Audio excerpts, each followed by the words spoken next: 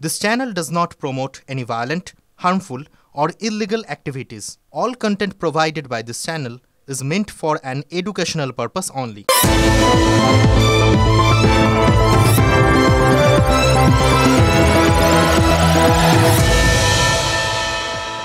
গান স্যালুটে গান মানুষটা চলে গেলেন প্রতুল মুখোপাধ্যায়। মানুষটা যেন একদম জীবন্ত গান ছিলেন, জানেন তো। এইভাবে তিনি অনেক গান গেয়েছেন, অনেক গান রেখে গেলেন। আর অত গানের মধ্যে এই একটা গানকে বেছে নিতে আজকে ইচ্ছে করলো, জানেন তো। কারণ একটু ঘুরে দাঁড়ানোই ভালো, মানে একটু পেছন ফিরে তাকাতে চাইছি ওনার কথা অনুযায়ী। 2021 সালের অগাস্ট মাস কেন্দ্রীয় সরকার ঘোষণা করেছিল রেল, জাতীয় সড়ক, পরিবহন, বিদ্যুৎ, বন্দরের পরিষেবা এই সমস্ত আরও উন্নত করতে হবে। তাই এই সেক্টরগুলোতে বেসরকারি উদ্যোগকে স্বাগত জানানো হয়েছিল। রাষ্ট্রায়ত্ত সংস্থা বা পরিষেবাগুলোকে বেসরকারি হাতে তুলে দেওয়ার কথা শুনেই তেলে বেগুনে জ্বলে উঠেছিলেন বিরোধীরা। মমতা বন্দ্যোপাধ্যায় তখন বিরোধী কেন্দ্রের সমালোচনা তীব্র স্বরে করেছিলেন। বলেছিলেন ওরা দেশের সম্পদ বেচে দিতে চাইছে, দেশকে বিক্রি করে দেওয়ার অভিযোগ তুলেছিলেন তিনি। আর যাদের বিরুদ্ধে সেই অভিযোগ মুখ্যমন্ত্রী করেছিলেন, সেই বিজেপি তৃতীয়বারের জন্য কেন্দ্রের ক্ষমতায় চলে এসছে 2024 সালে। নরেন্দ্র মোদী কয়েকদিন আগে ওই বাজেট অধিবেশনে বক্তৃতা দিতে গিয়ে বলেছেন যে শত্রুদের মুখে ছাই দিয়ে তারা এখনও অনেক দিন দেশ শাসন করবেন। এমনকি তিনি আবার হয়তো মজা করে বলেছেন, কিন্তু মনের মধ্যে কি আছে রাজনীতিকদের তো বোঝা যায় না। আবার আরেকবার চতুর্থবার তিনি ক্ষমতায় আসতে পারেন, তিনি দায়িত্ব নিতে পারেন প্রধানমন্ত্রী কুর্সিতে বসে, এরকম ইঙ্গিত দিয়ে রয়েছে। সেটা নিয়েও বেশ জল্পনা কল্পনা বেশ কয়েকদিন চলেছিল। কিন্তু দেখুন, মুখ্যমন্ত্রীর অভিযোগ এবং প্রধানমন্ত্রীর আত্মবিশ্বাস, যাদের বিরুদ্ধে দেশ বিক্রির অভিযোগ তুলেছিলেন মমতা বন্দ্যোপাধ্যায়, তাদের হাতে দেশ পরিচালনার ভার তৃতীয়বারের জন্য কারা তুলে দিয়েছে? দেশের মানুষ। 2024-এ তারাই তো মতামত দিয়েছেন। তাই আজ দুটো জিনিস মনে পড়ল। এক, ওই প্রতুল মুখোপাধ্যায়ের গানটা, আর দুই, মমতা বন্দ্যোপাধ্যায় সেই পুরনো বক্তব্যটা। একটা আপনারা শুরুতে শুনেছেন, আরেকটা এবার শুনবেন। তবে একটা তুল্যমূল্য আলোচনা হবে, জানেন তো। কারণ ওই বেচা কেনা দুটোর মধ্যে তো একটা সমতা থাকতে হয় না। ওই যে প্রতুল মুখোপাধ্যায় বলেছিলেন, বেচো না বন্ধু তোমার চোখের মণি। প্রশ্ন তো এখানে, এই চোখের মণিটা কি এবং কার কাছে কি, এটাই খুব ইন্টারেস্টিং পয়েন্ট। আলোচনাটা সেটা নিয়েই চলবে, কিন্তু আপাতত মুখ্যমন্ত্রী আর তার পুরনো কিছু কথা দিয়ে বরঞ্চ বিষয়টা একটু ঝালিয়ে নেবার চেষ্টা করি। কিছু পারে না, তারা শুধু দেশটাকে বিক্রি করে দেয়। রেল বিক্রি করছে, স্টেশন বিক্রি করছে, পোর্ট বিক্রি করছে, পাবলিক সেক্টর বিক্রি করছে, ইন্স্যুরেন্স বিক্রি করছে, সব বিক্রি করে দিচ্ছে। দেখো, দেশকে নিশ্চয়ই মমতা বন্দ্যোপাধ্যায় চোখের মণির মতোই দেখেন। তাই দেশের সম্পত্তিতে বেসরকারি হস্তক্ষেপের কথা শুনেই প্রবল রেগে গেছিলেন। স্বাভাবিক ব্যাপার, নেতা নেত্রীদের কাছে দেশের তো একটা আলাদা গুরুত্ব সবসময়ই থাকে, আমাদেরও থাকে, কিন্তু আমাদের বলার সেই জায়গাটা থাকে না এই যা। অথবা উল্টোভাবেও বলতে পারেন, আমাদের বলার পরিধিটাকে কেটে ছোট করে দিয়ে যা বলার ওই নেতা নেত্রীরাই বলেন। সুতরাং তিনি বলেছেন, আমরা শুনেছি। এবার যিনি আজ রাজ্য চালাচ্ছেন, কাল তিনি দেশ চালানোর স্বপ্ন দেখতে পারেন। ওটাই তো আসল, এটাই তো হওয়ার কথা। সবাই তো এটা জীবনে একটু এগোতে চায়, তাই না? ওটাই লোকের কাছে অ্যাচিভমেন্ট। এটার ব্যাপারটা তো সেরকমই। রাজনীতিতেও কিন্তু ওই বিষয়টা আছে, ইনক্রিমেন্ট অথবা কোথাও গিয়ে তাদের একটা এগোনো, এটা থাকে। প্রমোশন জিনিসটা খুব ইম্পর্টেন্ট। কিন্তু দেশের মানুষ, প্রতুল মুখোপাধ্যায় দেশের মানুষকে চোখের মণি বেচতে বারণ করেছিলেন। শুনেছেন, সেটা তার গলাতেই শুনেছেন। এবার জানেন তো এটা কি বলেছেন চোখের মণি বলতে তিনি? এটা ওই মাধ্যমিকের প্রশ্ন আসতে পারে যে প্রতুল মুখোপাধ্যায় তার গানে চোখের মণি বলতে কি বুঝিয়েছিলেন, কেন বারণ করেছিলেন চোখের মণিটা বেচতে? কত নম্বরের প্রশ্ন হবে কে জানে, এটা 2 নম্বরের প্রশ্ন হতে পারে, আবার লম্বা 10 নম্বরের প্রশ্ন হতে পারে। অবশ্য ইদানিংকালে সত্যি সত্যি এই পরীক্ষার ফরম্যাটটা জানি না, অনেক দিন আগে লাস্ট পরীক্ষা দিয়েছি তো বলতে পারবো না নম্বরগুলো কীরকম দেওয়া হয়, কিন্তু আমাদের সময় হলে এরকম 2টো অপশানই খোলা থাকতো, এইটুকুনি বলতে পারি। কেন বলছি? 2 রকম উত্তর দিতে হতে পারে। প্রতুল মুখোপাধ্যায় আমাদের চোখ খোলা রাখতে বলেছিলেন, চোখের দৃষ্টি খোলা রাখতে বলেছিলেন, মানে দেখে শুনে সিদ্ধান্ত নিতে বলেছিলেন। এটা বলতে পারি যে তিনি চোখের দৃষ্টি বন্ধ করে চোখের মণিটাকে ঢেকে অন্ধের মতো যা আমাদের বলা হবে সেটাকে বিশ্বাস করতে অথবা কাজকর্ম করতে বারণ করেছিলেন। বলতে পারি দেশের মানুষ তারা যাতে চোখ কান খোলা রেখে আসলে তাদের সজাগ থাকার কথাটা বলে গেছিলেন প্রতুল মুখোপাধ্যায়, এটাও বলতে পারি।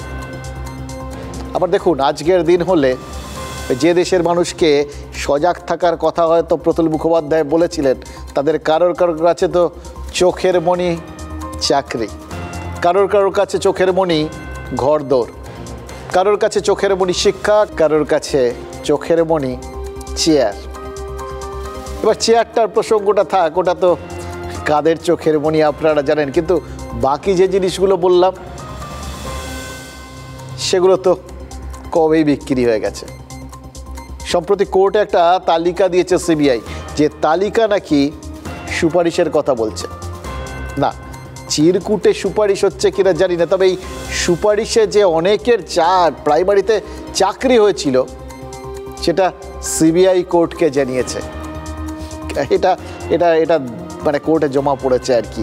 ওই চিরকুটে চাকরির সুপারিশের গল্পটা, মানে অভিযোগটা আর কি, সেটা এখন অবধি কোনো চিরকুট সামনে আসেনি, ফলে ওটার মানে রেফারেন্সটা টানতে পারছি না। আপাতত যেটা সিবিআই পেশ করেছে সেটা নিয়েই কথা বলতে হচ্ছে। এবার এই সুপারিশটা কারা করেছেন, এটাই হচ্ছে আসল প্রশ্ন। এবার ইন্টারেস্টিং বিষয় না, এটা তো চারটিখানি কথায় হবে না, সুপারিশ বলে কথা, তাও আবার চাকরি, তাও আবার সেই চাকরি যে চাকরি অসংখ্য মানুষের চোখের মণি। সেই চাকরি যদি সুপারিশ দিয়ে অন্য কেউ পেয়ে যান, তাহলে তো বলতে হয় বহু মানুষের চোখের দৃষ্টি চলে গেছে। এটা কাদের গেল, কারা নিল, কিভাবে নিল, আপনারা জানেন। এই কথাগুলো বলতে গেলে তো অনেকগুলো কথা বলতেই হবে, যে কথাগুলো না বললেই নয়।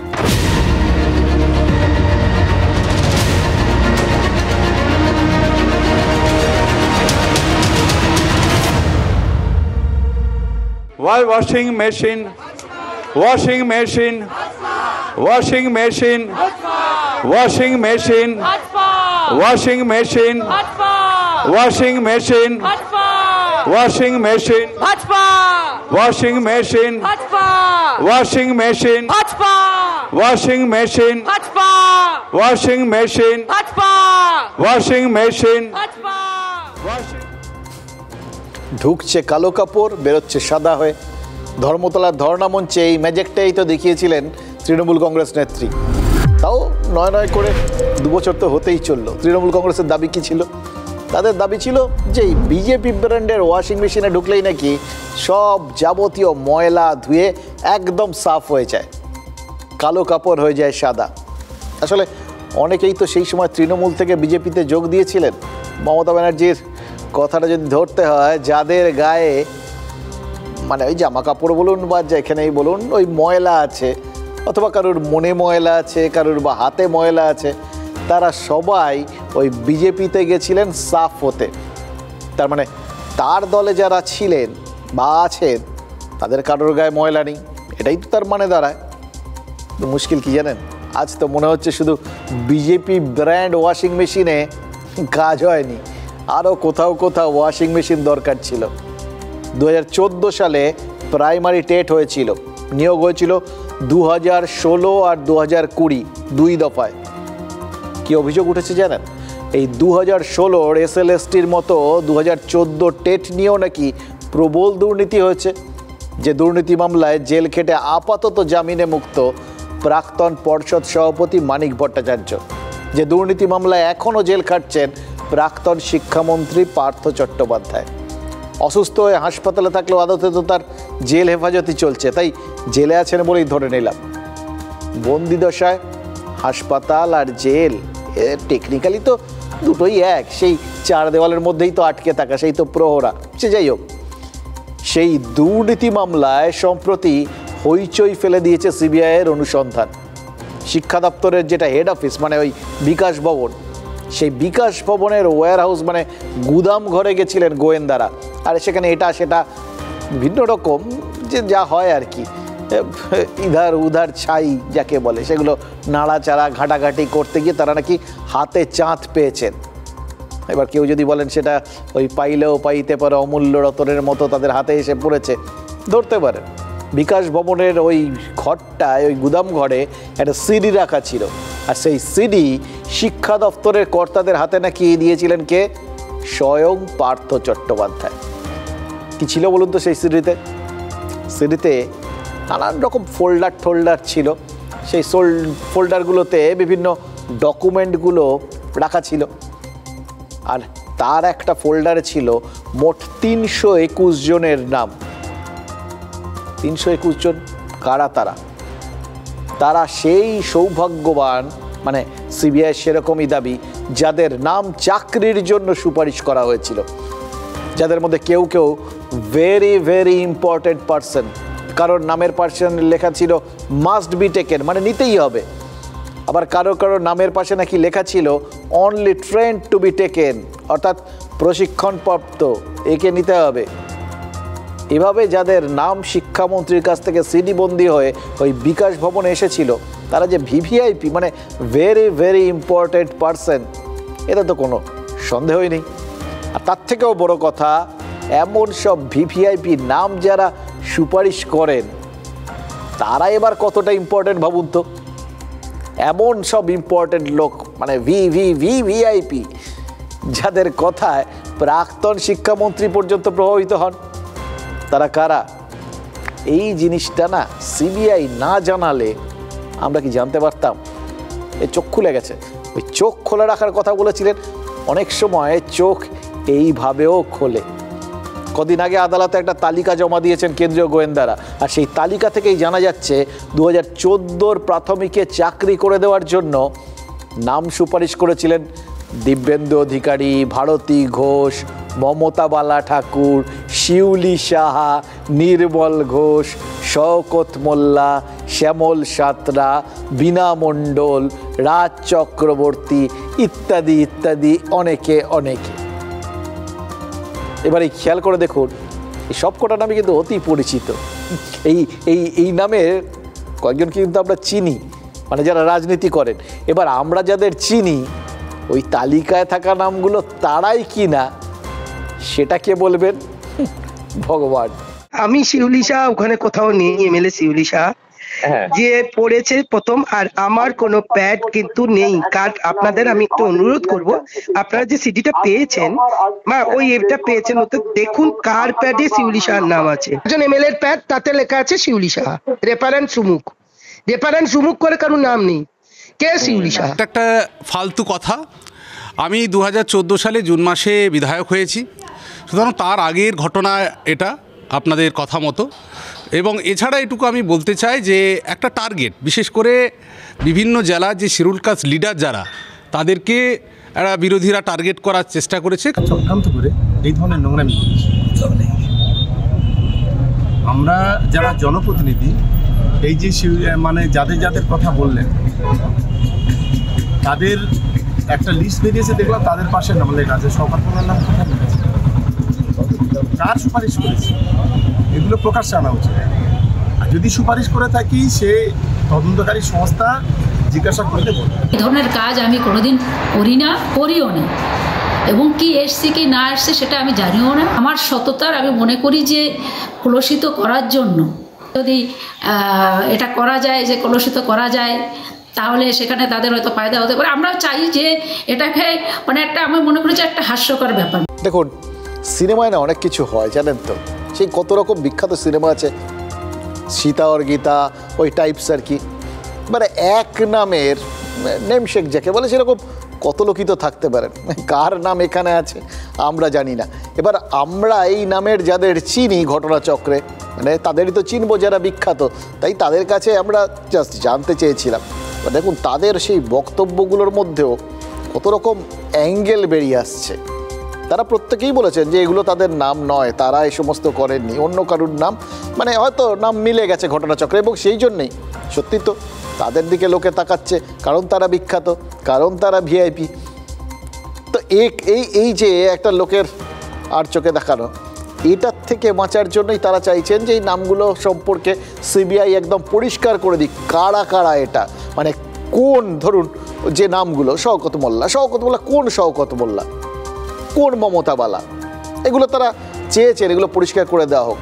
তার মধ্যে আবার দেখুন শ্যামলবাবু কীভাবে, মানে তারা তপশিলি জাতিভুক্ত নেতাদের বিরুদ্ধে একটা চক্রান্ত, এরকম একটা হিন্টসও পেয়ে গেছেন। কারণ এন্ড অফ দ্য ডে তারা তো রাজনীতিতে আমি বলেছি কোনো জিনিস বৃথা যায় না, তার পেছনে সবাই নিজেদের মতো করে একটা কারণ তো ঠিক খুঁজে পেয়ে যান, তিনিও পেয়েছেন। দেখুন যাদের নাম সিবিআই তালিকা করে জমা দিয়েছে তাদের নাম সিবিআইয়ের কোনো চার্জশিটে নেই, ফলে বিস্তারিত কিচ্ছু নেই। নামের তালিকা আদালতে জমা পড়েছে, কী নামগুলো জমা পড়েছে আপনাদের শোনালাম। এবার এরা কারা সেটা জানানোর দায়িত্ব আদালতে সিবিআইয়ের, যখন জানাবেন আমরা জানাবো। এবার ফলে এই যাদের বক্তব্যগুলো শুনলেন ভিভিআইপি, যারা একটু অস্বস্তিতে পড়েছেন স্বাভাবিকভাবেই, এরকমভাবে নামঠামগুলো মিলে গেলে তখন তো অস্বস্তি হবেই। তারা ভবিষ্যতে মামলায় জড়াবেন কি জড়াবেন না, ভবিষ্যতে কোনো তদন্ত প্রক্রিয়ায় এদের নাম কিভাবে লেখা থাকবে, আদৌ লেখা থাকবে কি না, এগুলো তো সব ভবিষ্যতের বিষয়, এগুলো আমরা জানি না। কিন্তু বর্তমান কি বলছে? বর্তমান বলছে শ্যামল সাঁতরা বা রাজ চক্রবর্তীর মতো নাম যারা 2014 বিধায়ক হননি, ওই ধরনের নাম, মানে তাদের সঙ্গে মিলে যাওয়ার নাম ওই কেন্দ্রীয় তদন্তকারীরা বিকাশ ভবনের ওই গুদাম ঘর থেকে উদ্ধার করেছেন। তেমনি দিব্যেন্দু অধিকারী বা ভারতী ঘোষের নামের মতো নাম আর কি, এই যারা আর কি এখন, তখন তৃণমূলে ছিলেন, এখন বিজেপিতে আছেন, তাদের নামের মতো নামও উদ্ধার হয়েছে ওখান থেকে। গোয়েন্দারা আদালতে জানিয়েছেন যে সিডির সঙ্গে একটা হাতে লেখা নোট ছিল, যে নোট বিকাশ ভবনের এক কর্মী হাতে লিখে সিডি সহ তৎকালীন শিক্ষা পর্ষদের তৎকালীন সভাপতি মানিক ভট্টাচার্যের জন্য রেডি করেছিলেন। এবার এটা ইনস্ট্রাকশন নাকি এটা রেফারেন্স, বা ওই বিভিন্ন সময়ে দেখবেন বিভিন্ন ঘটনা ঘটে গেলে, বিশেষ করে গোয়েন্দা গল্পে একটা ওরকম চিরকুট পাওয়া যায়, বা অনেকেই ডায়েরিতে বহু কিছু তথ্য লিখে যান, এটা ডায়েরির বদলে একটু আধুনিক ভার্সন সিডি, আধুনিক ডায়েরি, সেরকম কি না এগুলো তো সিবিআইকে বলতে হবে।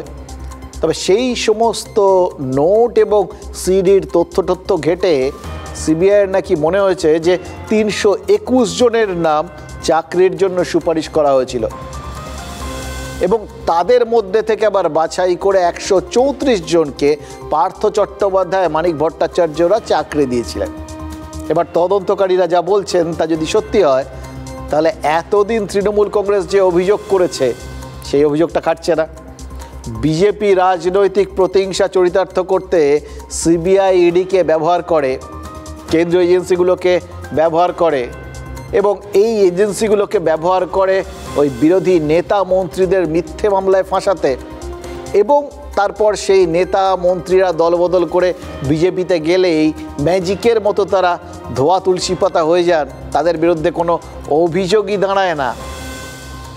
ঘটনাচক্রে তৃণমূলের এই অভিযোগটা তাহলে দাঁড়াচ্ছে না, কারণ গঙ্গাসাগর বা কুম্ভের মতো তীর্থে ডুব দিয়ে যেরকম মানুষজন পাপ মুক্ত হন বলে বিশ্বাস, তেমনি বিজেপিতে নাম লেখালে যদি যাবতীয় পাপই ধুয়ে যেত, তাহলে তো দিব্যেন্দু অধিকারী বা ভারতী ঘোষের এইভাবে সিবিআইয়ের নথির থেকে উদ্ধার হওয়ার নামের ওনাদের বক্তব্য অনুযায়ী বা অনেকের বক্তব্য অনুযায়ী এরকম নাম মিলে যেত না।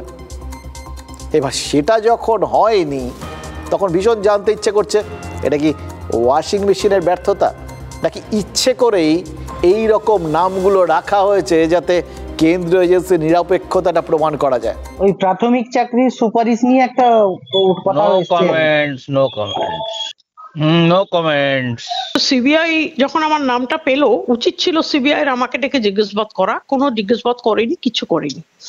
সিবিআই আমাকে একবারও ডাকেনি, সিবিআইয়ের সাথে কোনো কথা হয়নি। যখন কারোর নাম আসে তাকে ডেকে জিজ্ঞাসাবাদ করা একটা নর্মাল তদন্ত, নর্মাল প্রসিডিওরের মধ্যে পড়ে। আজ পর্যন্ত আমাকে একবারও ডাকা হয়নি, বলা হয়নি। দ্বিতীয় কথা বলবো যে আমি এসপি টেনিওরে হাজার হাজার মানুষের উপকার করেছি। এসএসকেএম এ বেড বলুন, কেন্দ্রীয় বিদ্যালয়ে সিট বলুন, আমার রেকমেন্ডেশন সবসময় আমি করেছি, কিন্তু আইনের গণ্ডির মধ্যে। একটা জিনিস প্রমাণিত যে এইসব সুপারিশে বিজেপির লোকেরাও আছে, তো তারা নিশ্চয়ই এই কারণেই সব টিজেপিতে চলে গেছিল। তারা জানতো এগুলো আজ না হলে কাল বেরোবে, যদি বাঁচা যায়। একটা হচ্ছে যে বিজেপির যারা এই সমস্ত অভিযোগের আঙুল তুলছে তারা নিজেরাই কাঁচের ঘরে বসে ঢিল ছুটছিল, সেটা প্রমাণিত। আর দুই হচ্ছে তার মানে আরও বিজেপির আরও লোক ছিল কিনা এবং সিবিআইকে ব্যবহার করে তাদের নাম ধামাচাপা দেওয়া হচ্ছে কিনা দু চারজনকে সামনে ফেলে দিয়ে, সেটাও কিন্তু দেখার। কুণাল ঘোষ কিরম নিশ্চিন্ত হয়ে গেলেন ওই এতদিন ধরে যে বিভিন্ন সময় এই ক্ষেত্র বিশেষে এই যে একটা সংশয় তৈরি হয়, তুই বিড়াল না মুই বিড়াল, সব সমস্যার সমাধান, মোরা সবাই বিড়াল, এটাই তো পরিষ্কার হয়ে গেল না। ওরাও তো একটা ব্যাপার নিশ্চিত, ওদের লোকও আছে, ব্যাস ওদের লোক যখন আছে আমাদের লোকও আছে। আরে তার মানে কি, এটা হচ্ছে জেনারেল ফেনোমেনন, এটাই তো নিয়ম রাজনীতিতে। এই নামগুলো থাকবে, এইভাবে থাকবে, এটাই নিয়ম। এটা আপনার আমার জন্য, আমজনতার জন্য আমাদের ধরে নিতে হবে। এটা যদি না হয় তখন রাজনীতিতে একটু ব্যথা হয়, এই রে ওর লোক নেই শুধু আমার লোক আছে, তাহলে তো লোকে আঙুল তুলতে পারবে। যখন সবার আছে তখন তো আপনার সাধারণ মানুষকে বিশ্বাস করাতে মুশকিল কোথায় যে আরে আমরাই তো, এরকম করারই তো কথা, এটাই তো হওয়ার কথা। এই হচ্ছে মজা রাজনীতিতে, যে কে কখন সম্ভাবনার খোঁজ পেয়ে যাবেন, কে যে কাকে চোখের মনি করবেন কেউ বলতে পারে না। তবে হ্যাঁ, কুণাল ঘোষ যেরকমভাবে একটা যুক্তি দিলেন আর কি, এবং এটা ধরে নিয়েই যুক্তি দিলেন যাদের যাদের নামগুলো ওই তালিকায় রয়েছে এবং ওই নামের যাদের যাদের আমরা চিনি, তারা সেরকম ধরেই উনি প্রতিক্রিয়াটা দিয়েছেন। মানে যাদের আমরা চিনি তাদের কথা বলেই উনি প্রতিক্রিয়াটা দিয়েছেন। এবার সেটা যদি ঠিক হয় তাহলে তো বলতে হবে তার হিসেবটা এক জায়গায় মিলছে না। মানে কেউ যারা জানতেন যে তাদের নামটা ওই তালিকায় থাকবে, মানে এরকমভাবে কোনো সময় প্রকাশ্যে আসবে, অর্থাৎ তারা গণ্ডগোল করেছেন, ভবিষ্যতে ধরা পড়বেন, তারা যদি তারপর বিজেপিতে গিয়েও থাকেন, ধরা তো সেই পড়লেনই। এবং পড়লেন দুটো তত্ত্ব একসঙ্গে প্রমাণ করে দিলেন। এক, তারা যখন এই কাণ্ডগুলো করেছিলেন তাহলে তারা তখন তৃণমূলেই ছিলেন। আর দুই, তারা যদি সেই কাণ্ড থেকে নিষ্কৃতি পেতে, মানে পাপ ধুতে বিজেপিতে গিয়েও থাকেন, সেটা ধোয়া যায়নি। এটা আবার কাকে সার্টিফাই করে দিলেন? এটা তারা সার্টিফিকেট দিয়ে দেওয়া হয়ে গেল, কারোর প্রশংসা করা হয়ে গেল যে এটা নিরপেক্ষ। দেখুন, সিবিআই এর যে তালিকাকে অস্বীকার করছেন তৃণমূলের বিধায়ক, প্রাক্তন মন্ত্রী বা সাংসদরা, আবার সেই তালিকাকেই চোখের মনি কিন্তু কুণাল ঘোষ করেছেন। আমাদের কাছে এইটা খুব ইন্টারেস্টিং পয়েন্ট, এটাই আসল পয়েন্ট। তৃণমূলের রাজ্য সাধারণ সম্পাদক, তৃণমূলের এই যে বিষয়গুলোকে তুলে ধরা হচ্ছিল, বিজেপি বারবার তুলে ধরে আক্রমণ করার চেষ্টা করছিল, তারই কাউন্টার হিসেবে এই তালিকাটাকে ধরে বিজেপিকে পাল্টা আক্রমণ করলেন। অর্থাৎ যেখানে ব্যক্তি স্বার্থ জড়িত সেখানে অস্বীকার, আর যেখানে দলীয় স্বার্থে লাভের সম্ভাবনা রয়েছে সেখানে স্বীকার। আর ডাবল স্টান্স, ভাবতে পারেন যেরকম ডাবল স্টান্স কেন নিল তৃণমূল? খুব সহজ, কারণ রাজনীতিতে এটাই তো কমন স্টান্স।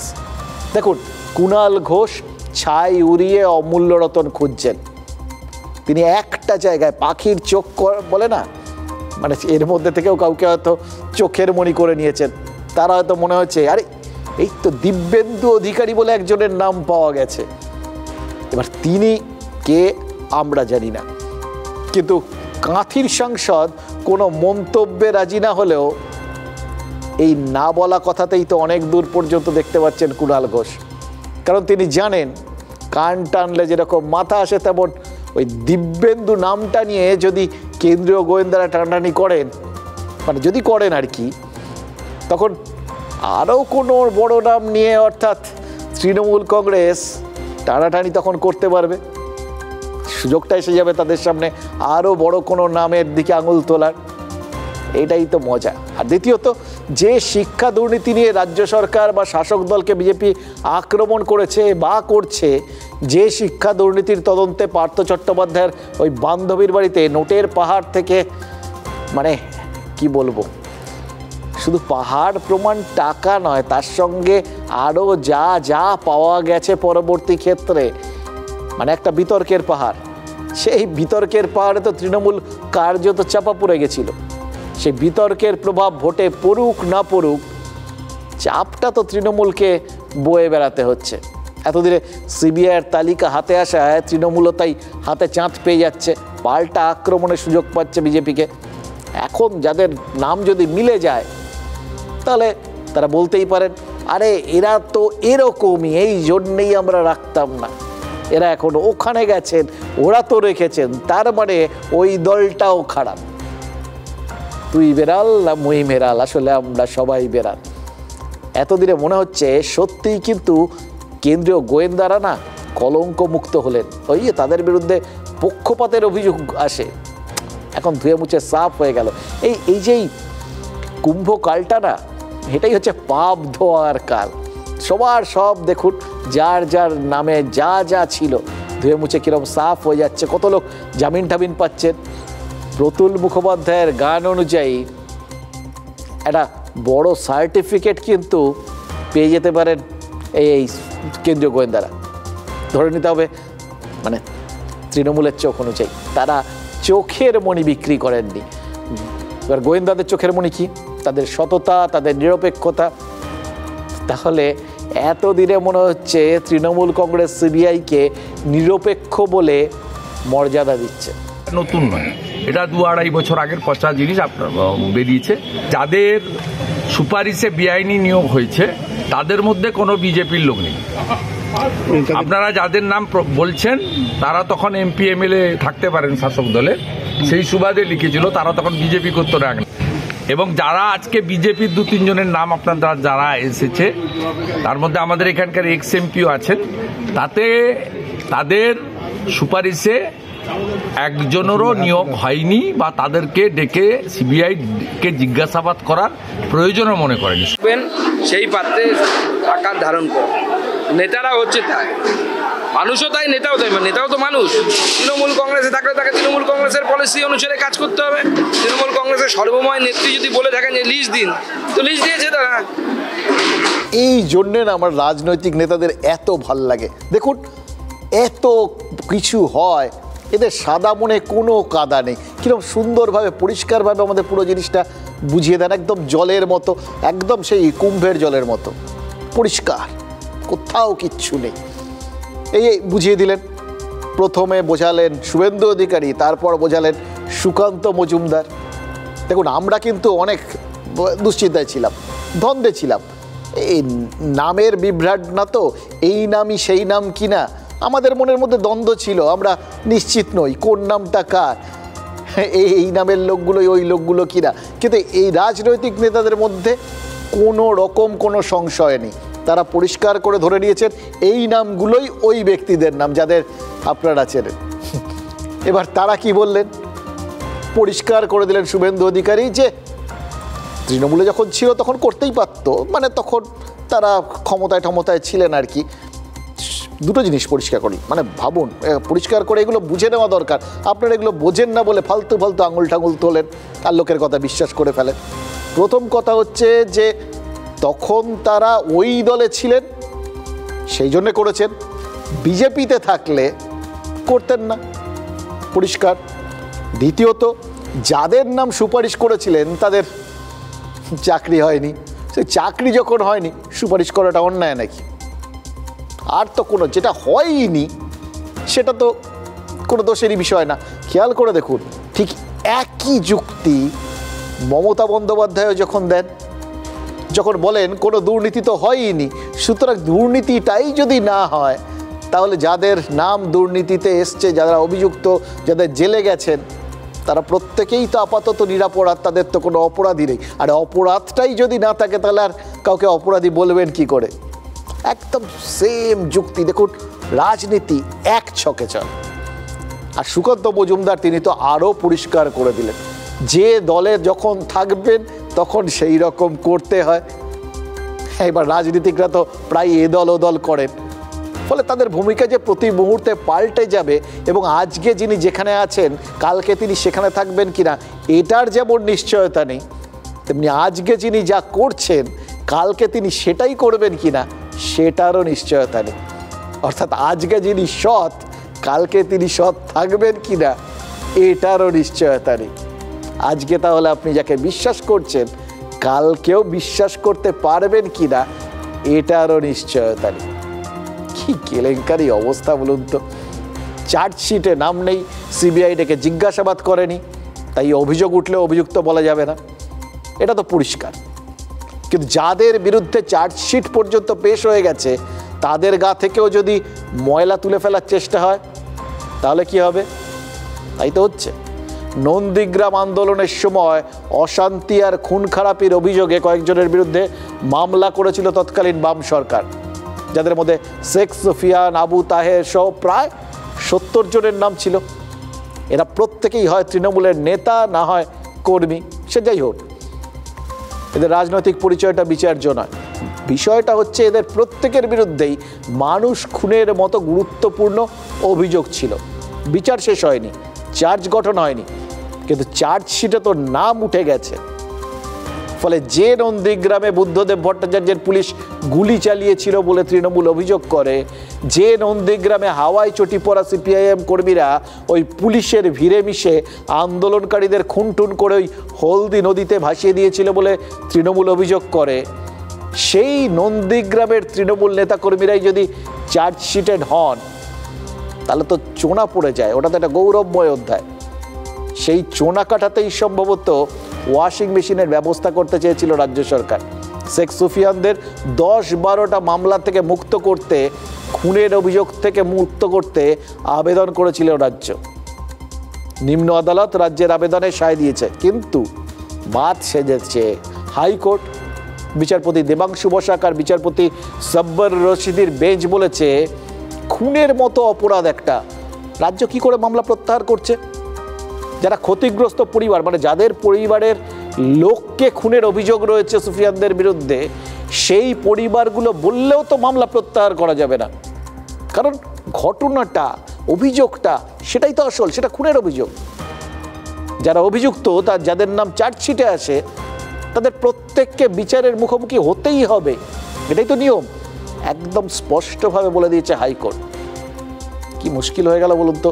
এদের বিরুদ্ধে চার্জশিট ছিল, তারপর এতদিন কেটে গেছে, এদের কোনো রকম কোনো কিছুর মুখোমুখি হতে হয়নি, কারণ শাসনভার বদলে গেছে, নিশ্চিন্তে ছিলেন। এখন হাইকোর্ট এই কথা বলে দেওয়ায় তাদের ওপর তো চাপ পড়ে গেল। এখন এসে তাদের মনে হচ্ছে, আরে ভালো করতে যাওয়াটার সব সময় কি খুব দরকার ছিল? না হয় আমাদের ওরকম যেরকম ছিল ধামাচাপা পড়া, সেরকম ধামাচাপাভাবেই থাকতো, কোনো চাপ থাকতো না। এই পুরো বিষয়টাকে উড়িয়ে দিতে গিয়েই তো আবার নতুন করে নামটা উঠে পড়লো, আর হাইকোর্ট এরকম কড়া কথা বলে দিল। এরপর আর একটা জিনিসই বাকি রইল, শুভেন্দু অধিকারীর বক্তব্য। নন্দীগ্রামের বিধায়ক, রাজ্যের বিরোধী দল নেতা, না এই বিষয়ে কোনো মন্তব্য এখন পর্যন্ত তার পাওয়া যায়নি। তবে আমার কি ধারণা জানেন, প্রশ্ন যদি করা হয়, শুভেন্দু অধিকারী যদি মুখ খোলেন, তারা নিশ্চিত বলবেন যে একা বামেদের ঘাড়ে দোষ চাপিয়ে নন্দীগ্রামে হাত ধুয়ে ফেলতে চেয়েছিল তৃণমূল। হাইকোর্ট সেই চেষ্টাটা ভেঙে দিয়েছে। শুধু যে কথাটা বিজেপি নেতারা বলবেন না, সেটা হচ্ছে বিমল গুরুংয়ের মতো মোর্চা নেতাদের বিরুদ্ধেও তো মামলা প্রত্যাহার হয়েছে। সেইটা কি সমর্থনযোগ্য? 2017 সালে দার্জিলিংয়ে গোলমাল হয়, পুলিশ অফিসার অমিতাভ মালিক যেরকম সেই গোলমালে খুন হন, তেমনি মোর্চা নেতাদের বিরুদ্ধে বিস্ফোরক মজুতের মতো বিস্ফোরক অভিযোগ উঠেছিল। গুরুং সহ বেশ কিছু মোর্চা নেতার বিরুদ্ধে ইউএপি এর মতো গুরুত্বপূর্ণ ধারায় মামলা শুরু করেছিল রাজ্য। একটা দুটো না, 40টার কাছাকাছি মামলা হয়। সেই মামলাগুলো হয় প্রত্যাহার করে নেওয়া হচ্ছে, না হলে প্রত্যাহারের প্রক্রিয়া চলছে। এবার গুরুংদের বিরুদ্ধে, মানে এক যাত্রায় পৃথক ফলের বিষয় তো, তাই বলছি গুরুংদের বিরুদ্ধে ইউএপিএ মামলা উঠে গেলেও কেন বিজেপি নেতারা কিছু বলবেন না?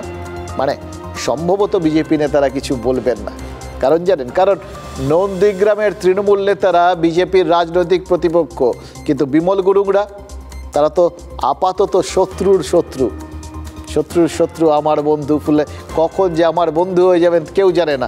রাজনীতিতে কোনো সম্ভাবনাকে কখনো মুছে ফেলতে নেই, অতএব চোখের মণির মতো হতে পারে উডবি বন্ধুকে আগলে রাখাটাই বুদ্ধিমানের কাজ। খুনের অভিযোগ, খুনের চেষ্টার অভিযোগ, অপহরণের অভিযোগ, শুধু থানা পুলিশ হয়েছে এমন নয়, চার্জশিটও হয়েছে। এমন 10টি মামলা তুলে নেওয়ার সিদ্ধান্ত নিয়েছিল রাজ্য সরকার। কেন? উত্তর সহজ, অভিযুক্তরা তৃণমূল নেতা। মামলাগুলি নন্দীগ্রাম আন্দোলন পর্বের। অভিযুক্তরা শেখ সুফিয়ান, আবু তাহের সহ প্রায় 70 জন। কিন্তু রাজ্য সরকারের সব যুক্তি ভেসে গেল কলকাতা হাইকোর্টে। বিচারপতি দেবাংশু বসাক ও বিচারপতি মোহাম্মদ সাব্বর রশিদের ডিভিশন বেঞ্চ বলে দিল, খুনের মতো অপরাধে মামলা প্রত্যাহারের যে সিদ্ধান্ত রাজ্য সরকার নিয়েছে তাতে জনসাধারণের মনে ভুল বার্তা যাবে। অভিযুক্তদের বিচারের সম্মুখীন হতেই হবে। মামলা প্রত্যাহার কখনোই জনস্বার্থে হতে পারে না। এর ফলে জনগণ ক্ষতির মুখে পড়বে।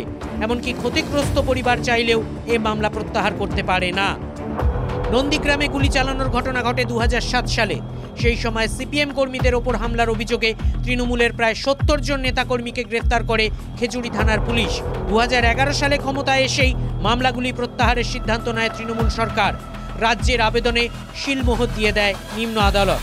রায়কে চ্যালেঞ্জ করে হাইকোর্টের দ্বারস্থ হন 2 মামলাকারী। চার্জশিট হয়ে যাওয়া মামলা কিভাবে প্রত্যাহার, প্রশ্ন তোলেন মামলাকারীরা। অভিযুক্তরা ঘৃণ্যতম অপরাধ করেছে বলে উল্লেখ চার্জশিটে। রাজনৈতিক প্রতিহিংসা ও আত্মরক্ষার পাল্টা যুক্তি দেন রাজ্যের এজি কিশোর দত্ত। আমরা জানি যে এটা হচ্ছে ক্রাইম এগেইনস্ট সোসাইটি। সরকার এই ধরনের সিদ্ধান্ত নিতেই পারে না। সওয়াল জবাব শুনে নিম্ন আদালতের সিদ্ধান্ত খারিজ হাইকোর্টের ডিভিশন বেঞ্চের।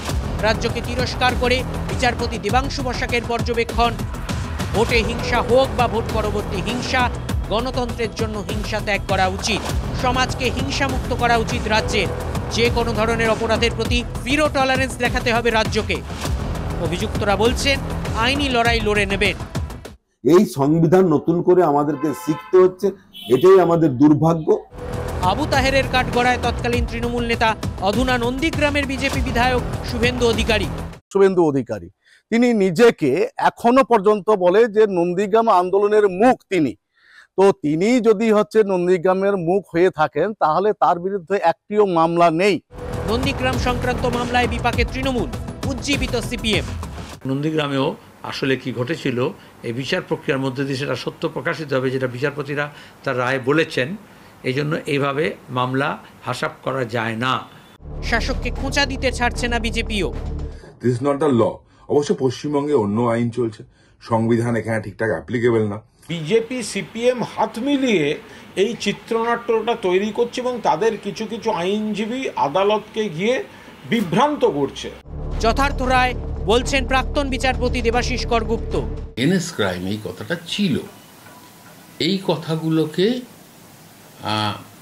উচ্চ আদালত গুরুত্ব দিয়েছেন, দিয়ে তারা যা রায় সেটা দিয়েছেন। তার কারণ উচ্চ আদালতের সুপারভাইজারি যে জুরিসডিকশন এক্ষেত্রে সেটা আছে। 44 পাতার রায় পড়ে কি শিক্ষা নেবে রাজ্য সরকার? তাহলে ব্যাপারটা কি এরকম দাঁড়ালো যে তৃণমূল অভিযোগ করলেও বিজেপি মোটেই ওয়াশিং মেশিন নয়, নিয়োগের সুপারিশ করে দল বদল করলেও প্রমাণ মুছে যায় না, বরং বেরসিক সময়ে সামনে চলে আসে। তেমন পালা বদলের পর মালা বদল হতে পারে, কিন্তু মামলা বদল হয় না। মানে খুনের মামলা তামাদি হয় না, মামলা থাকলে তার মুখোমুখি হতেই হয়, কোর্টে নিজেকে নির্দোষ প্রমাণ করতে হয়। কাজল শেখ কিন্তু সেটা করে দেখিয়েছেন। নানুরে নিহত এক তৃণমূল কর্মীর স্মরণ সভায় বীরভূমের এই জেলা সভাধিপতি গেছিলেন। সেখানেই অভিযোগ করেছেন যে তার গলায় 64টা মামলার মালা পরানো হয়েছিল।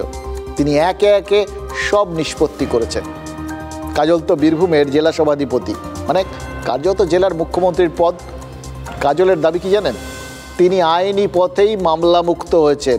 এবার কাজল মানে নানুরের কাজল পারলে নন্দীগ্রামের সুফিয়ান পারবেন না কেন? কিন্তু তা বলে কি কাজলের কষ্ট নেই? বিলক্ষণ আছে। জীবনানন্দ দাশ লিখে গেছেন না, কেউ কথা রাখেনি। কাজলের আক্ষেপ কি জানেন? সেই সময় কেউ খোঁজ নেন। অনেকের সামনে বড় বড় কথা বলেন, কেউ বলেন নবাগত, কেউ বলেন আমি পুরানো। সব হিস্ট্রি আমাদের জানা আছে, সব ইতিহাস আমাদের জানা আছে। নানুর বিধানসভার বুকে হিন্দু, মুসলমান, শিখ, খ্রিস্টান, ইসাই সমস্ত সম্প্রদায়ের মানুষকে একত্রিত করে লড়াই করেছিলাম, যার জন্য ৬৫টা মিথ্যা মামলা আমার গলায় পরিয়ে দেওয়া হয়েছিল, আমাদের গলায় পরিয়ে দেওয়া হয়েছিল। তারপরে সেই মামলাগুলো নিষ্পত্তি হয়েছে অনেকটা বারাসত গিয়ে, অনেকটা শর্টলেক গিয়ে। কোনো বন্ধু খোঁজ দেয়নি, কোনো বন্ধু খবর নেয়নি। এই মামলাটা কখনকার? ১৯৯৪ সালে বীরভূম জেলার অনেক নেতা মন্ত্রী আছে, আমি জোর গলায় বলছি, তখন তাদের জন্ম হয়নি, তখন তাদের জন্ম হয়নি। আমি নবাগত নয়, আমি নূতন নয়।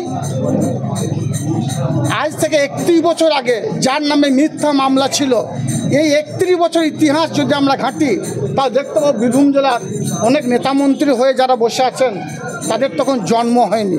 তারা তখন দলের ছত্রছায় এসেছে কিনা আমার সন্দেহ আছে, সে বিষয়টাই আমি পরিষ্কার করলাম। ২০০০ সালে সুচপুর গণহত্যার পর রাজ্য রাজনীতির হটস্পট হয়ে দাঁড়িয়েছিল নানুর। ২৫ বছর হতে চলল। তাপমাত্রা কিন্তু কমার কোনো নাম নেই, জানেন তো। উত্তাপটা বজায় রেখেছে এই তৃণমূলের গোষ্ঠীকন্দল। আগুন জ্বলছেই, সেই যে ধুনি কখনো নেবে না, প্রায় সেরকম অবস্থা। বর্তমানে জেলা রাজনীতির একদম যাবতীয় স্পটলাইট ওই নানুরেই। কারণ এই জেলা সভাধিপতি কাজল নানুরের বাসিন্দা। ওদিকে তিহার থেকে অনুব্রত মণ্ডল ফিরে এসছেন, তারও তো অনেক দিন হতে চলল। এবার অনুব্রত ফেরত এসছেন, এসে নানুর থেকে বোলপুরে জেলার ভর কেন্দ্রটা সরাতে চাইছেন বলে তো সবাই মনে করছেন। এবার অনুব্রতর এই চেষ্টা, এটাই কি উত্তাপটাকে আরও বেশি খুঁচিয়ে দিয়েছে, আগুনটাকে আর একটু খুঁচিয়ে দাউ দাউ করে জ্বালিয়ে দিয়েছে? এই কাজল যে দাবি করলেন তিনি নবাগত নন, তার তো একটা কারণ আছে। হঠাৎ করে কথা বলতে যাবেন কেন? কাজল ১৯৯৪ সালে অনেকেরই জন্ম হয়নি বললেন। এবার কার উদ্দেশ্যে বললেন বলুন তো? মানে জন্ম হয়নি মানে তাদের রাজনীতিতে জন্ম হয়নি বা তৃণমূলের ধারে কাছে আসেনি, সেটাই তো বোঝানোর চেষ্টা করলেন। বীরভূম থেকে যা খোঁজ খবর পাওয়া যাচ্ছে জানেন তো, সেই ব্যক্তি জামশেদ আলী খান হলেও হতে পারেন। কদিন আগে এক বালি মাফিয়া গ্রেফতার হয়েছে। অনুব্রত ঘনিষ্ঠ জামশেদ তিনি প্রেস কনফারেন্স করে দাবি করেছেন যে কাজল শেখ নাকি তোলা না পেয়েই ওই ব্যবসায়ীকে গ্রেফতার করিয়েছেন। হয়তো সরাসরি উত্তর না দিয়ে জামশেদকে তার সীমা চিনিয়ে দিলেন কাজল। আর তিনি নবাগত নন, এই বার্তাটা কি আরও অন্য কাউকেও দেওয়া নয়? মানে অনুব্রত মণ্ডল তাকে একদম ছাড় দেবেন? তাকে কি বার্তা দিলেন নাকি দলকে দিলেন? ইন্টারেস্টিং। কিন্তু তৃণমূলে কিন্তু ইয়াং ব্রিগেডের সময়টা ইদানিং ভালো যাচ্ছে না। ওল্ড ইজ গোল্ডের মতো দল কিন্তু একটা অন্যরকম মোডে রয়েছে। সংগঠনে ওই নবাগত কাউকে দেখলেই কাঁচি চলছে। কাজল কি সেটা মাথায় রেখেই বোঝাতে চাইলেন তাকে ইয়াং বলা যাবে না? মানে দেখেই ইয়াং মনে হয়, কিন্তু তিনি ৩১ বছরের পুরনো। ১৯৯৪ থেকে এই মামলার ঝামেলা ভোগ করছেন। আসলে ব্যাপারটা কি জানেন তো, এই বীরভূমের রাজনীতিটা বোঝা দেয়। আর এরকম মানে জেলার রাজনীতি জটিল আমরা সবই জানি, কিন্তু কিছু কিছু জেলা সেটা তো জটিলতর, জটিলতম। প্রতুল মুখোপাধ্যায়ের যে গানটা দিয়ে শুরু করেছিলাম, সেখানে তো এই অংশটা রয়েছে। কতটা অর্থভাব কথাটা ভাবুন তো। বুকে যতই জ্বালা যন্ত্রণা জমুক, যতই কান্না পাক, সেগুলোকে প্রকাশ্যে নিয়ে এসে পণ্য সামগ্রী করে দেবেন না। কারণ আপনার কান্না কেনার লোকও তো বসে রয়েছে, দরকার কি সেটা বেচা? এই একই পরামর্শ দলের অন্দরে কিন্তু তৃণমূলের শীর্ষ নেতৃত্বও দিতে চাইছে। মনে হচ্ছে সেরকম, জানেন তো। মদন মিত্র, হুমায়ুন কবিরদের ক্ষোভ অভিমান রুখতে কি নির্দেশ দেওয়া হচ্ছে জানেন? বাইরে মুখ খোলা যাবে না, রাগ ক্ষোভ এগুলো বাজারে সাজিয়ে দেওয়া যাবে না, কারণ বাজারে সাজিয়ে দিলেই তো সেগুলো পণ্য হয়ে যাবে। এবার পণ্য হয়ে গেলেই কেনা বেচার বিষয় আসবে, মানে যত এগুলো পণ্যগুলো সামনে সাজানো হবে তত বেশি ক্রেতারা উৎসাহ পাবে। খদ্দের তো অলওয়েজ রেডি, মানে রাজনীতি তো, ফলে বিরোধীরা তারা সবসময় রেডি এইগুলোকে ইস্যু হিসেবে কিনে নেওয়ার জন্য। রাজনীতিতে কেনা বেচার মরশুম কিন্তু আসছে, ভেবে দেখুন। 21-এর বিধানসভা ভোটের সময় দলে থেকে কাজ করতে না পেরে কত লোক তারা ক্ষোভ বিক্ষোভ উগড়ে দিয়েছিলেন, সেইটা বিরোধী দল কিনে নিয়েছিল। আর তারই জের কতগুলো দলবদল, ওগুলো সব কান্না বেচা ছিল, জ্বালা যন্ত্রণার বহিঃপ্রকাশ ছিল। রাজীব বন্দ্যোপাধ্যায়রা কাঁদতে কাঁদতে বিজেপিতে গেছিলেন, আবার ক্ষমা টমা চেয়ে ফিরেও এসছেন।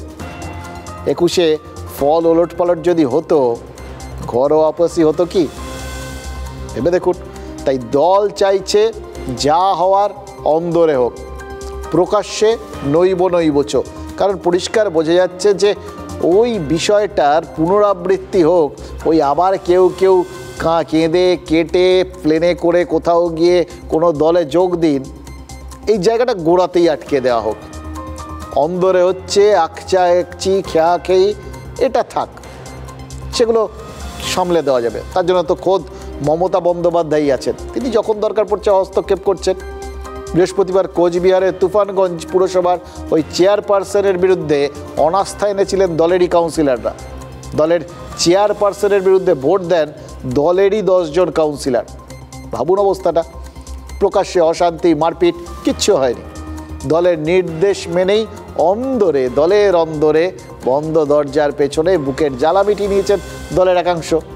তারপরেই দল নেত্রীর নির্দেশে একটা ফয়সলার জায়গায় পৌঁছানো গেছে। আপাতত অনাস্থা আনা চেয়ারপারসনের চেয়ারটা টিকে গেছে। এরপর যারা আপাতত বুকের জ্বালাটা বুকে লুকিয়ে রাখতে বাধ্য হলেন, তারা কি করবেন? তারাও কি আসন্ন রদবদলের অপেক্ষায় রয়েছেন? ফাইনাল লিস্ট দেখে নেক্সট স্টেপটা নেবেন। কদিন আগে ওই মেখলিগঞ্জ পুরসভাতেও তো একই ঘটনা ঘটেছে। পুরপ্রধান কেশব দাস নাকি কাটমানি বন্ধের চেষ্টা করেছিলেন, তাকেই কাট করে দেন বাকি কাউন্সিলররা। কোথাও কিচ্ছু করেননি, মারপিট অশান্তি এসব কিচ্ছু হয়নি। দলের লাইন মেনে ভেতরে ভেতরে কাটাকাটি হয়ে গেছে, বলে গেছে আদালতের কোর্টে। এবার সেখানে অবশ্য বাদী বিবাদী সবই তৃণমূল।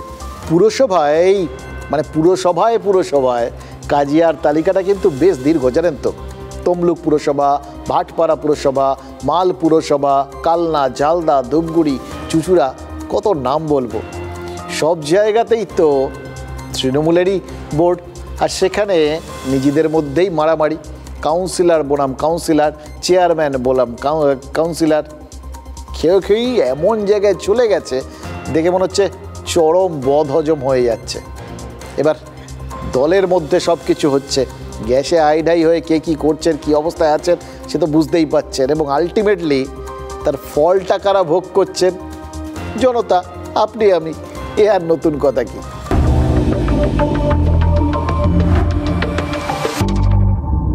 তালিকা জমা দিয়েছেন অভিষেক বন্দ্যোপাধ্যায়।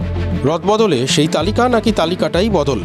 দলের নেতামন্ত্রীদের অদল বদলের সম্ভাবনায় জোর জল্পনা। কিন্তু আর একটা তালিকা যে বেড়েই চলেছে। লম্বা হচ্ছে তৃণমূল পরিচালিত পুরসভার খেই। বেড়েই চলেছে তৃণমূলের প্রতি তৃণমূলের অনাস্থা। প্রেস্টিজ ভূমি তমলুকে তৃণমূলের দ্বন্দ্ব আর চাপা থাকছে না। সূত্রের খবর, তমলুক শহরে জলাভূমি বুঝিয়ে নির্মাণ, রাস্তার ধারে অবৈধ দোকান বসানো, শহরে টোটোর দৌরাত্ম্য, নার্সিংহোমের অনুমতি সহ একাধিক ইস্যুতে তৃণমূল বনাম তৃণমূলের দ্বন্দ্ব তুঙ্গে। কিন্তু আমরা সকলেই একত্রিত হই মমতা বন্দ্যোপাধ্যায়ের নির্দেশে, অভিষেক বন্দ্যোপাধ্যায়ের নির্দেশে আমরা আমাদের সংগঠনটাকে পরিচালনা করছি। মেলা খেলার জন্য চেয়ারম্যান করা হয়নি, টোটোর দৌরাত্ম্য বন্ধ করতে হবে, এই ভাষাতেই কিছুদিন আগে তমলুক পুরসভার চেয়ারম্যানকে নিশানা করেছিলেন তৃণমূলেরই আর এক নেতা। দ্বন্দ্বগুলো চাপা থাকছে না, লোপ্পা বল পাচ্ছে বিরোধীরা। তৃণমূল এখন লুঠের আখড়াতে পরিণত করছে, যার ফলে যেখানে পৌরসভায় মেয়াদ শেষ হয়ে গেছে নির্বাচন করছে না, আবার যেখানে এখনো মেয়াদ আছে সেখানে লুটে পুটে খাচ্ছেন। তৃণমূল পার্টির যে গোষ্ঠীদ্বন্দ্ব, এরা তো তোলাবাজির গোষ্ঠীদ্বন্দ্ব, আর কিচ্ছু না। দেখবেন যে কোন কন্ট্রাক্টর বেশি কাজ করে ফেলছে বা কোনো কন্ট্রাক্টর ভাড়া পায়নি, এই নিয়ে এদের মধ্যে গোষ্ঠীদ্বন্দ্ব।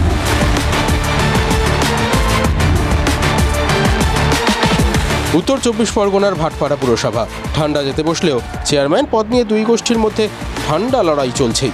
পুরসভার চেয়ারপারসন রেবা সাহা জগদ্দলের তৃণমূল বিধায়ক সোমনাথ শ্যামের মা। 85 বছরের বৃদ্ধা রেবা শারীরিক সমস্যার কারণে প্রতিদিন পুরসভায় আসতে পারেন না। অভিযোগ বকলমে পুরসভা চালান সোমনাথ ও তার ভাই সঞ্জয় শ্যাম। সূত্রের খবর, ভাইস চেয়ারম্যান দেবজ্যোতি ঘোষের সঙ্গে এই নিয়ে ঠান্ডা লড়াই চলছে তাঁদের দুজনের। অনাস্থার জেরে চেয়ারম্যান বদল জলপাইগুড়ির মাল পুরসভায়। বারবার বিক্ষোভের মুখে মেদিনীপুর, কালনা, ঝালদার চেয়ারম্যান। আসানসোলে তৃণমূল কাউন্সিলরের কাজ আটকে দেন দলের কাউন্সিলর। কোন্দল কাঁটায় কাজ শিখে ওঠে ধূপগুড়ি, চুচুড়া, ভাটপাড়া পুরসভায়। তৃণমূলের শত্রু তৃণমূলই, ফলে পুরসভার ঘটনাগুলোকে ব্যতিক্রম বলে ভাবতেই পারে শাসক দল। এটা ভাবার কিন্তু সুবিধা আছে। এটা ভাবলে দলের অন্দরে যা ঘটনাগুলো ঘটছে সেগুলোর কোনো নেগেটিভ ইম্প্যাক্ট হবে না, ব্যতিক্রমিত, এর আর ভেবে কী হবে। কিন্তু পরপর একের পর এক ঘটনাগুলোকে যদি ব্যতিক্রম ভাবা হয়, এই ভাবতে ভাবতে তো একটা এগুলোকে এড়িয়ে যাওয়ার বিষয় আসবে, ইগনোর করা হবে। তাহলে আবার কোথাও গিয়ে সেই কথাটা লোকজনের মনে পড়ে যাবে না তো, মানে সেই ঘটনাটা ঘটে যাবে না তো। ওই তোমারে বধিবে যে গোকুলে বাড়িছে সে, এই ইগনোরেন্স মানে পুরো ব্যাপারটাকে নজর না দেওয়া, চোখ বন্ধ করে রাখা, তাহলে তো চোখের আড়ালে কেউ আবার পেয়ে বসতে পারে, নিজের শক্তি বাড়িয়ে নিতে পারে। সাধে কি আর প্রতুল মুখোপাধ্যায় বলেছেন চোখের মণিটাকে না বেচতে? এক্ষেত্রে কিন্তু চোখ খোলা রাখতে বলেছেন তিনি সবাইকে।